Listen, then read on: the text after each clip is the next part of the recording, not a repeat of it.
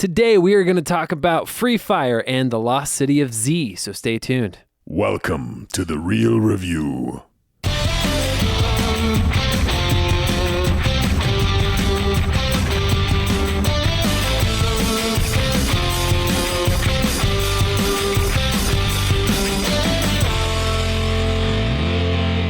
Welcome to The Real Review, sponsored by Parametric and Lazy Ape Studios, where you get some of the latest happenings, real thoughts, and perspectives in the world of film and television. And today, I am here with Joel. Why is the guac extra Cunningham? Oh, is that because I'm a fan of Chipotle? Yeah. That's true. Why is the guac always extra? I don't know. Does it cost them that much more to bring some extra is. guacs? Do they have to import them especially from Guacland? Yep, from guacamole. From guacamole. Land. Well, I am here with Matt. Bop it. Pull it. Hey, how are you doing today? I'm good, man. I don't know if that's how that goes. It's like bop it, push it, pull it, shake it. I don't know. I'm just making stuff up. I never really played that game. Yeah, I did for like 5 minutes, and then I just got Like, I'm frustrated. All done. the heck. Okay. I feel like that's 90% of the people that buy the game think it's going to be awesome, and then they do it for like 5 minutes, and they just never play it again. Whenever they did the commercials, it's like the Rubik's Cubes. Whenever they did commercials for that, it was always like a big group of people at some crazy cool I party. know, yeah. People are like, yeah, let's play Bop Let's It. And play like, Bop yeah, It. and everybody's having an awesome Yeah. time. And it's more like you're sitting at home by yourself in your room. Bop it. Bop it. Pull it. Pull it. Yeah. Twist it. Sad life. Shout at it. Just kidding. Awesome. Well, yeah, I mean, you should keep, want to welcome everybody to the podcast there, Matt. Yeah. No, so yeah, we got sidetracked there. Anyways, but yeah, hey, if you're new, this is The Real Review.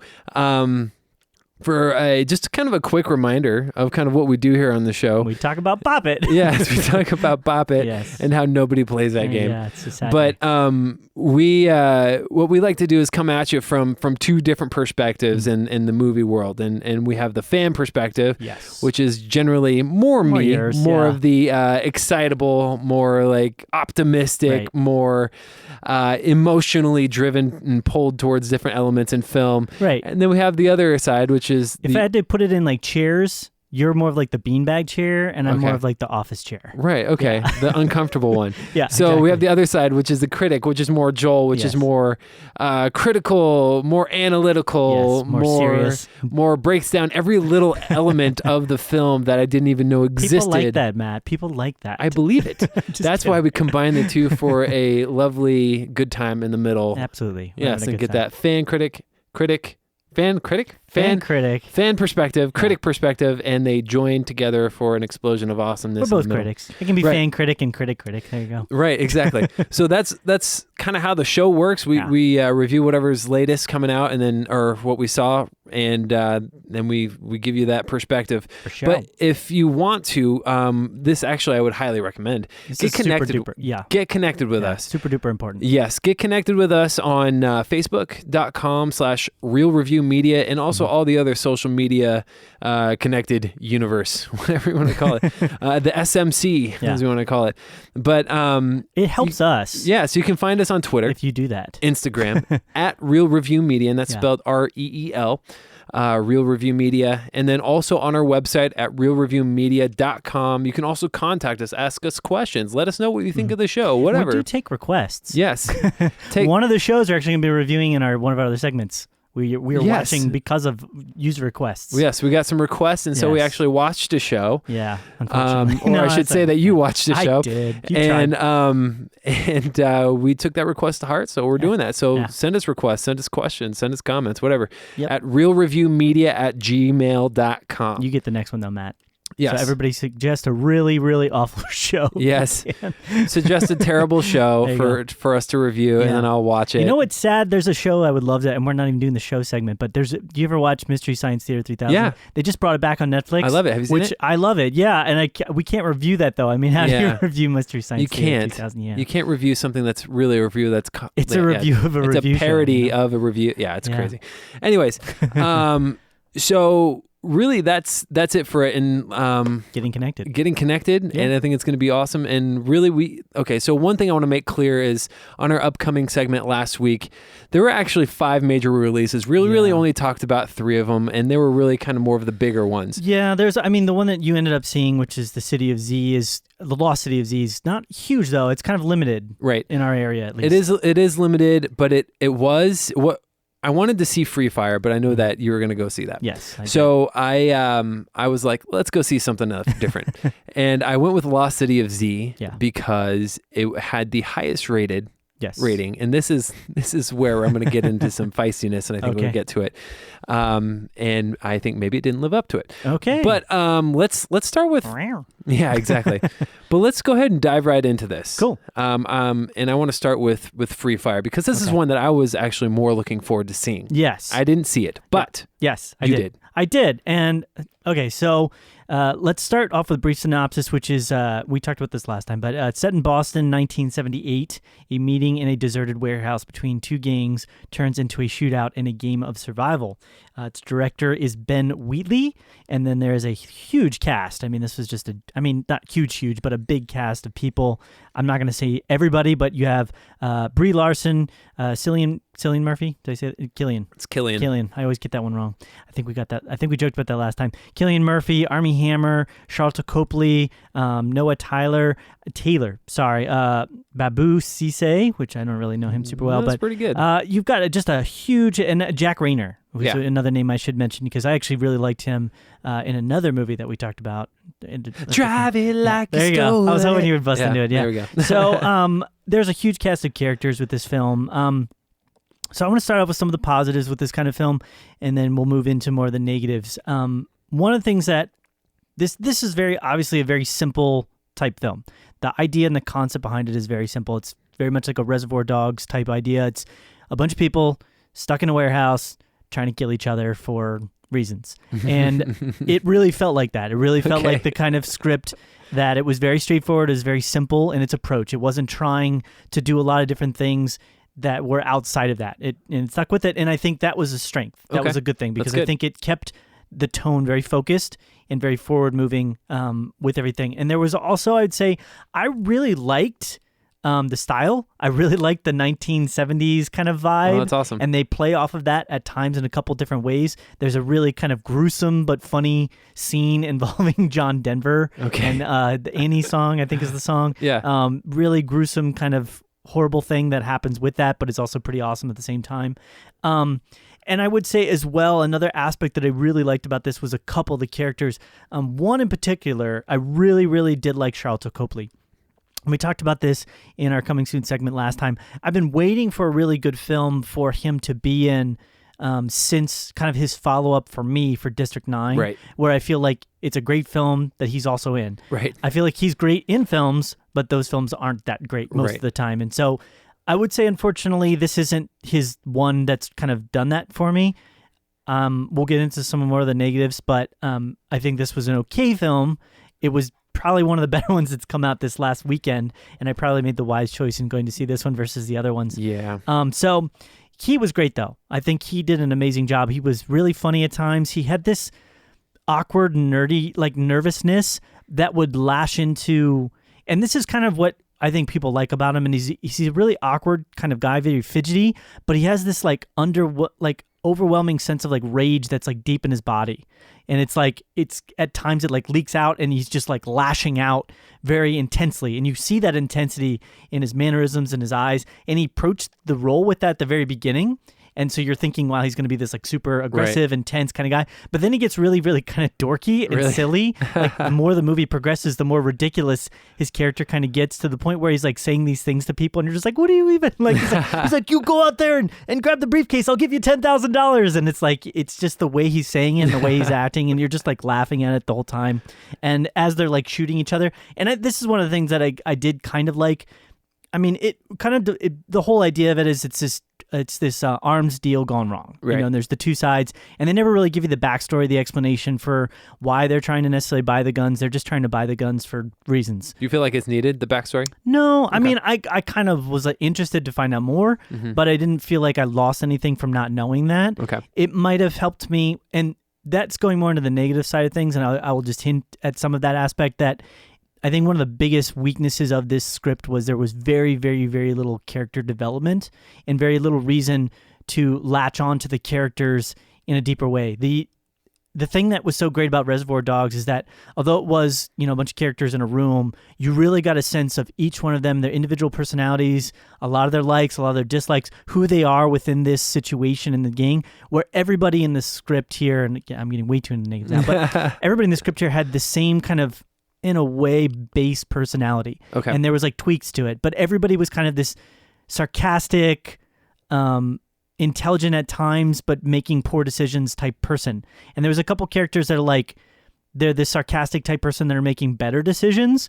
And then there's like the sarcastic type person that's making poor decisions. And that's kind of like the two sides of the coin. Right. You're either the sarcastic one making good ones or sarcastic one making bad ones. And so, and the good ones making the good decisions are usually like the main actors. They're like the main people that you stick with sort of throughout the course of the movie. And so I want to go back into some of the good things just real quickly. I really liked some of the shootout aspects. I thought it was pretty cool and fun how they did some of them. And sometimes it was pretty funny, especially in the very beginning, how they're, like, in a way, they're shooting each other and just like, oh my gosh, I just got shot. Oh, they're like, man, that stinks. They're like, almost in a way, they're like making a joke out of like. They highlighted that in some of the trailers. Yeah. And I thought it was funny. Right. And it plays out that way sometimes. It's not like overwhelmingly as much as it wasn't hilarious. I wasn't like busting a gut at times with the movie. I think there was like 3 or 4 parts where I did chuckle kind of heavily. Mm-hmm. But it was enough to kind of be interesting. Yeah. So, moving more into the negatives now, I kind of already touched on the idea that I felt like the character development was very much lacking.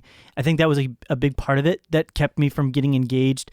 With Reservoir Dogs, like I said, you got a sense of who each of the characters were. And so when they're dying and they're killing each other, it's kind of impactful because you feel like you're losing a presence on screen. You're losing a presence in that film. Right. Whereas with this film, because all the characters are kind of those one of two shades, and they take sides. So at the very beginning, it kind of boils down to like there's 2 sides to this fight, and a third force kind of comes in at one point, but they're gone like almost immediately. So they really don't play any significant role besides to just kind of move the action forward. It was kind of like, well, we need something to happen here, so we're going to bring another group of people in, but they're going to be gone almost immediately. And so it really felt like it was like a numbers game. It was more like there's this group of people and this group of people, and just who's going to like slowly sort of devour the other one, or who's going to slowly like die out quicker, which in a way could be interesting, but they didn't raise the stakes enough with the 2 sides for me to really care who won or lost. Gotcha. I did read some interviews with the director, and I think the sense that he was really trying to go for, which I didn't get until hearing it later, was that he was trying to make it almost like a mouse in a cage. Like they're stuck in this environment where they're all just trying to kill each other. Okay. But at a certain point, it kind of breaks down for me in a lot of ways because, okay, so after about 30 to 45 minutes, pretty much everybody is injured, right? Everybody's shot, everybody's been hit numerous times, and a lot of them are bleeding. And it gets to this point where like nobody can even literally stand. And for like the last almost 45 minutes of the movie, I think there's a total of like maybe 5 minutes of people actually walking around on their feet. And it gets really annoying because it's like, yeah, you understand blood loss and everything like that, but it's just really boring to see everybody constantly just dragging their bodies around the floor everywhere they go. And then the other thing that got really frustrating for me was within the first like 30 minutes, I realized, okay, they're just not going to kill people off. And they're supposed to be these like thugs, these like trained killers, they're buying these super high-end weaponry and everything, and they deal in this. None of them and they showed one Cillian Murphy is doing this shooting at the beginning, and it looks like he's like a really good shot. But then after everybody kind of gets shot in the arm and the leg and the neck and everything like that, after that, like nobody's getting shot and nobody's dying. And it gets really frustrating because you're like, why would you have all these people here and not kill anybody? Yeah. And I will say it pays off pretty well for some of them when they do die. Mm-hmm. I just kind of wish that they had, and this sounds really awful, but I wish they had like sparsed out the killing better. I wish that they had more of it happening over the course of the film instead of what ends up happening is it kind of builds to this crescendo and then everybody does die. Right. But it's like boom, boom, boom, boom, boom, and it's over. Versus having it like, oh my gosh, they died. Oh my goodness, they died. Oh my goodness, So that was a little frustrating for me. It was really frustrating. Some of the camera angles at times as well was really hard to follow the action. They would just like, somebody would take a shot and you never really knew what they were shooting at or where they were shooting. It would like, you'd see it ricochet and maybe hit a wall. And then sometimes you could kind of tell, I think, a little bit of the budget. So I will say this, it was the studio that was sort of behind this production, I believe, was A24. I believe it was A24, right. A24, right. A27. I can't remember their name right now. But I really do appreciate them because they're taking chances. They're doing things. They've got a lot of movies. They showed a lot of previews before this movie where they're not trying to do just the studio thing. They're really trying to do something that's a little bit different. And yes, this is a concept that has been done before, Yeah. but it's not very popular right now. It's not like something that people were just like looking for a type of film like this. They're really trying to reach. Right. But it really felt like with this film, there was a limitation of budget at times. There was 10 million. Yeah, see, exactly. And I didn't even know what the budget was, but it really felt like that at times, that they were shying away from some of the more intense visual gore and visual intensity, and they really put a ton of the budget into the actors. Okay. Because they had huge names, but then they'd have somebody get shot, and they would just be like this, oh, my arm, and they would like grab it. You know what I mean? And then even the scenes where like somebody is like dying, they wouldn't even really show the person dying except for like one or two shots. It would more be like something happens and they die really quickly. And Kind of a quick cutaway. Yeah, like a quick cutaway sort of thing. So it really started to feel at times like they were trying to cut around the budget and shoot around the budget, which wasn't a great thing. And then I'd say lastly, overall, there's a couple actors that I really was hoping for more from. Brie Larson, I love her. I think she's a great actress. Yeah. In this film, she really just didn't do much for me, but I don't think that was necessarily her fault. I think that also was the script just didn't have, they didn't develop the characters. They didn't have a lot for her in there. She really didn't need to be there. I feel like if they had actually cut out maybe 2 or 3 of the characters from this film, but then spent more time developing the individual ones and talking more about who they are and creating a solid character for just them, Right. it would have felt a lot more interesting, a lot more approachable. I would have been caring a lot more when people died. So I think she did okay. Sam Riley was pretty funny. He was kind of like one of the funnier characters. But yeah, other than that, there wasn't like any like knock it out of the park type acting Like jobs. performances. Yeah, I mean, you had mentioned earlier Jack Rayner. Yeah. I think he's really good actor. Yeah. But he's just kind of underwhelming in this. And I think he had a character, but you never got a sense of like the depth of where his character could go. Gotcha. Because it's treated very offhandedly, everything that goes on. So that's kind of my thoughts. Do you have any questions? No, and my perspective is, and you mentioned a couple times how some things felt frustrating, like everybody was shot and couldn't walk. Yeah. That seems like to me, from my outside perspective, that it was a choice made by the director. Like, wouldn't it be funny if everybody's just kind of like dragging themselves everywhere? And to me, that kind of seems like it, but I don't know. I didn't see the movie, so I wouldn't be able to. Yeah, when I was watching it, I didn't know what was going on there because it just really was frustrating to me. Right. It didn't translate why that was happening. But later on, when I like I talked about, I read some of the reviews and looked at some of the interviews with the director, and he said that he was trying to do like a rat in a cage type scenario. Right. Then it became clear because it's kind of like he's trying to set up the scenario where they can't get out because they can't walk, because they can't move around. But it didn't make sense. It didn't make sense why they wouldn't be able to get up or find a crutch. And like at one point, one of the characters like finds a crutch, but then they like immediately lose it. Right. You know what I mean? I get that why he did it, but it really felt like a limitation of the script because there was no reason why all these characters wouldn't have just said like, look, we're just going to call it a draw, or some of them wouldn't have escaped and just gone their own way, and just been like, time out here, this is an issue. People are getting shot. Why don't we just, and the other, this is a minor thing, but like, and you expect this as well, but like how many bullets do these people have? They never really ran out of ammo. They have the cheat codes on. Yeah, I guess so. With their handguns. Yeah. They would just literally they would be wandering around just like shooting walls and just like, and then their clip would be full the next shot. And it never really made sense. They just pretty much had unlimited ammo. Leveled up. They had the GoldenEye unlimited Yeah, ammo. it seemed like, I don't know, it seems like to me, this movie seems like it's just you're going in to watch this thing without, to me, I wouldn't be expecting a much character development, but it's interesting to know that they... I wasn't expecting really much, there. but I was expecting some. Yeah. And it really didn't feel like they gave us pretty much any. I think if you're going to this film, the best way to approach it is just expect a little bit of kind of humor, violence, some dark comedy, and pretty much just eventually people dying and killing each other in some really gruesome ways. Gotcha. But I wouldn't expect much. I know Okay. I wouldn't. I really. So, any other questions on? No, that's really it. What would you rate this thing? So on a scale of 1 to 100, I wanted to give it a higher one. I really did, but I think I came out with it with about a 78. Okay. 79, so C+. Okay. So Gotcha. I really did like the production design. I liked the style and the tone. I just wish that some of the elements that we talked about would have gone a little further. I didn't like. This is a movie I'll forget about. Okay. You know, a week from now I'll be like, oh yeah, I saw that movie. Yeah. You know? So there you go. Okay. Well, it's not entirely inspiring, but I think maybe I want to check it out at some point in time. Yeah, you can rent it. It's a great rental. To be honest. Okay. Yeah, it's one of those catch it on TV if you see it. Yeah. Cool. So I actually saw a different film because I wanted to check something else out. Yeah. So let's talk about that one, Matt. Yeah, What was that film? I saw The Lost City of Z. And does Z stand for zebra?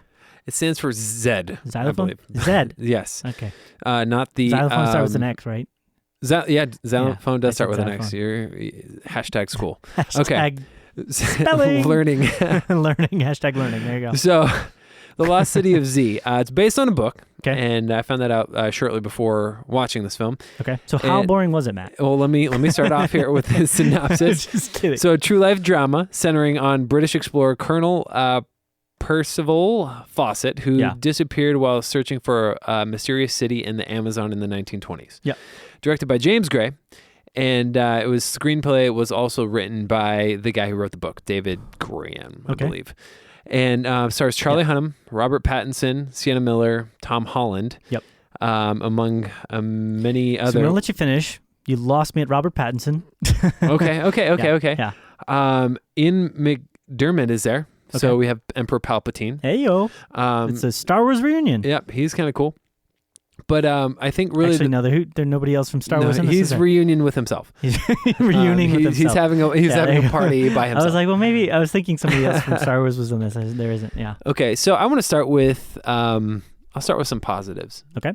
Because overall, I felt okay about this. Okay. Actually, probably subpar. I was disappointed. But let's start with positives. Okay. So I think that emotionally, it got me in a couple of instances, and I'd say that there's an element of this guy, since it takes place in the early 1900s, there's not like long range communication like we have today. And when someone goes exploring, they're gone for years at a time. And he has a family, and he has a son, and he finds out that he's going to have another son and stuff. He goes away for 2 years, and then there's another baby there, that kind of thing. Yeah. They did a good job at intentionally making you feel like, oh man, like I felt like I could never imagine leaving my family for that much amount of time, and coming back and missing them. Like, his son was really young, and he left. A couple years later, he comes back, and his son's like, "Are you my dad?" Like that was heartbreaking to me.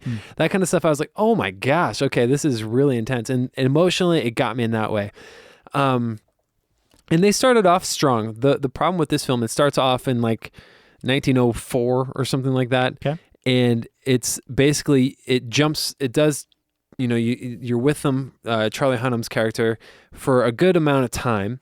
And then like it jumps forward in time a little bit, and then he jumps forward in time again. And what he does is he goes on the surveying mission, kind of out of blue. He gets invited to go do the surveying mission. He has to he's trying to clear and make a name for himself because of his dad has kind of tarnished the family name in the military. And so he's a general, and he's going out there to essentially rebrand. Not general, as a colonel. So he goes out there, and he's like, okay, I'll take the surveying mission, and his wife's like on board. He's like supportive, and he does it, comes back. He gets a sense that there is this civilization out there in the middle of like nowhere, where people are like, people can't be like have civilized and processes and procedures for like growing crops and plants and actually having like that was the thought back in the day. Right. But he's like, there is. I saw these ruins and all this stuff, and it's interesting to a point, but it got really, really boring, especially in the middle. And I was just having a hard time connecting with it, other than those emotional moments. Right. I will say this: the Charlie Hunnam, who I don't think historically is very, very good actor. However, in Sons of Anarchy, he was good. Right. I think it was a good choice for him because he had his English accent with him.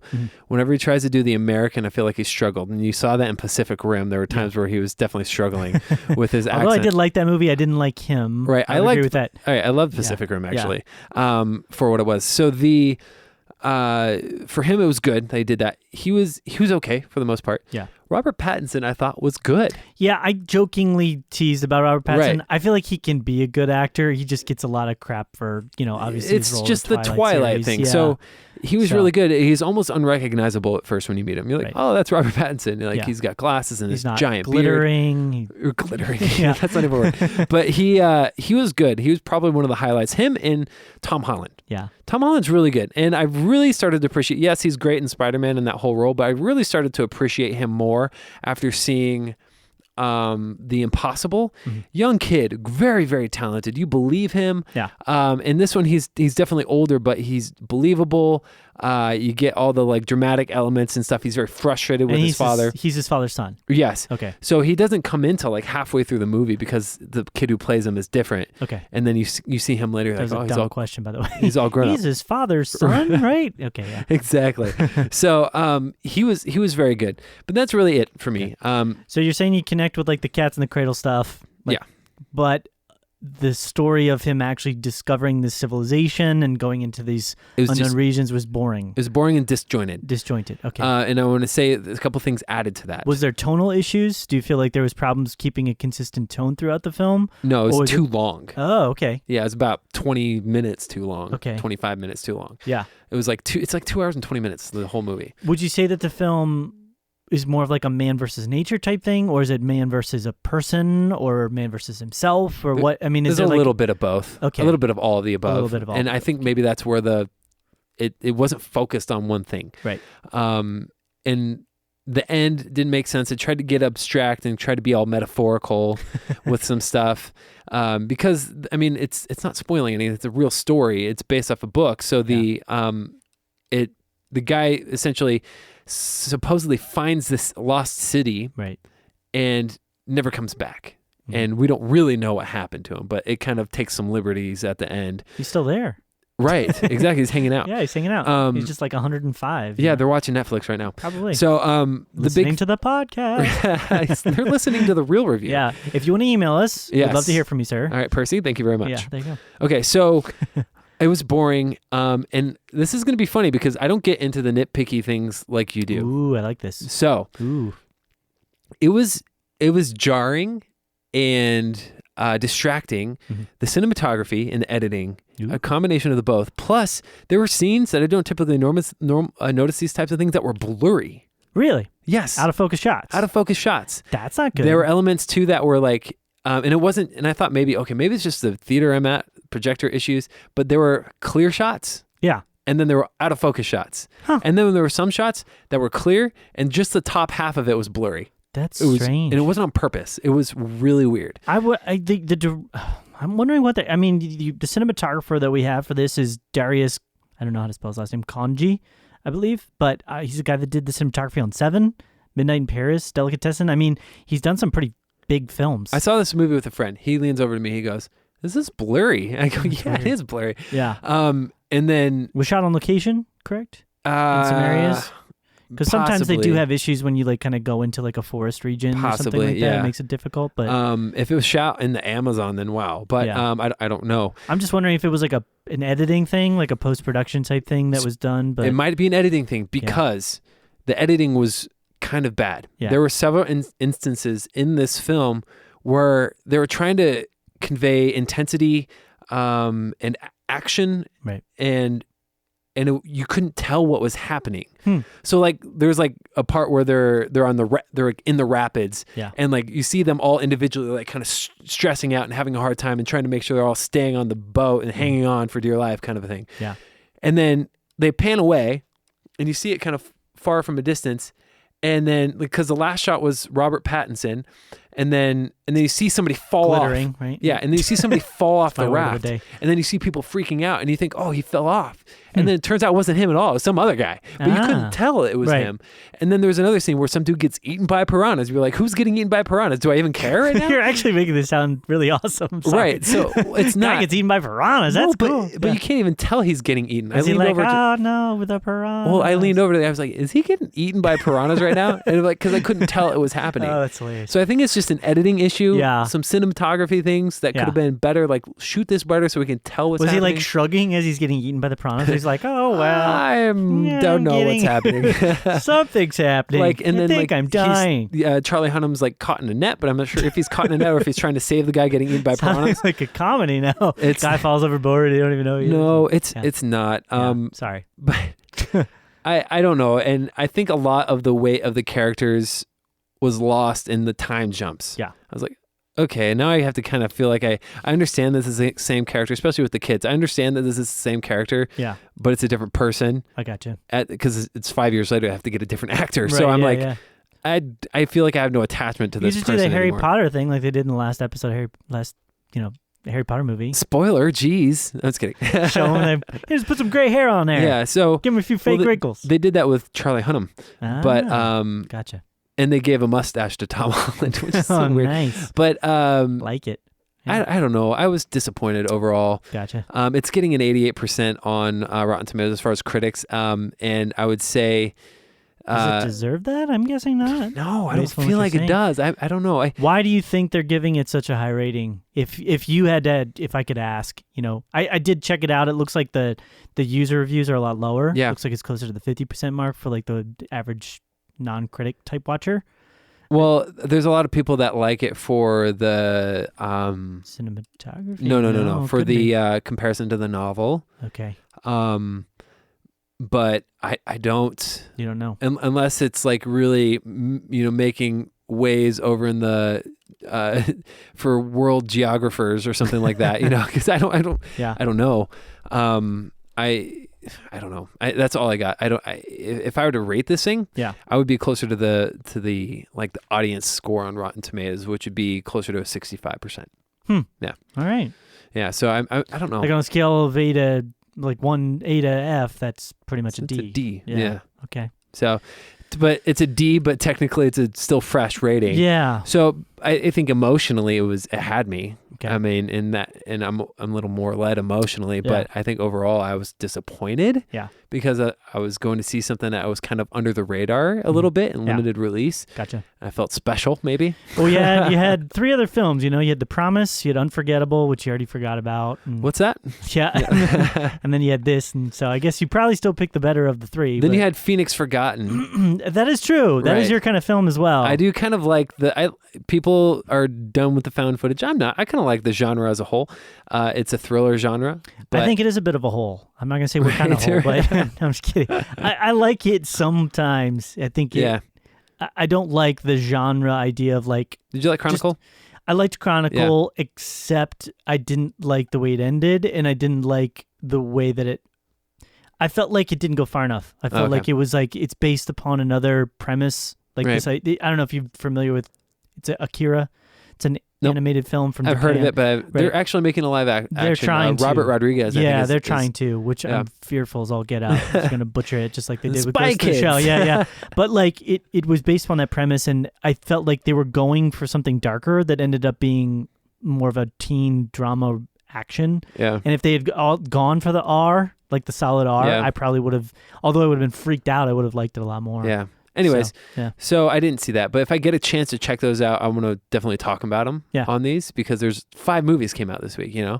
I'm not going to watch Unforgettable. I'm going to try to avoid it unless there's a clamoring audience out there. Yeah, if we hear from you. Email us and you're like, please review Unforgettable. Then I guess I'll have to bite the bullet on that one. I'm still seeing good things-ish for The Promise. So really? Yeah. Okay.